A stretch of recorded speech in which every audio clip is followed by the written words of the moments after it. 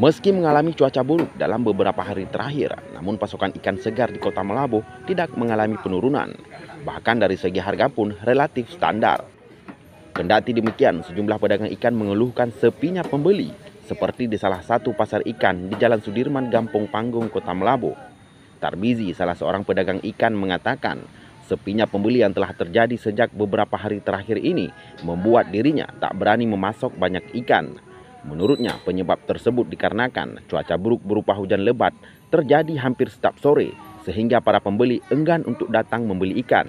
Pasar ikan Gampong Panggung hanya dibuka dari pukul 5 sore hingga pukul 11 malam. Pasokan ikan biasanya berkurang. Alhamdulillah selama ini masih normal. Kami terkendala cuma di itu aja, pembelinya berkurang. Karena mungkin cuaca, jadi orang malas keluar. Nah, karena kami kan berjualannya kan dari sore hingga malam. Jadi gitu, ketika hujan sore jadi pembeli tidak ada. Kalau harganya kalau ini masih standar. Sepinya pembeli, para pedagang ikan berharap semoga cuaca buruk semakin membaik agar aktivitas jual beli di pasar kembali normal. Dari Malabo, Ismadi melaporkan.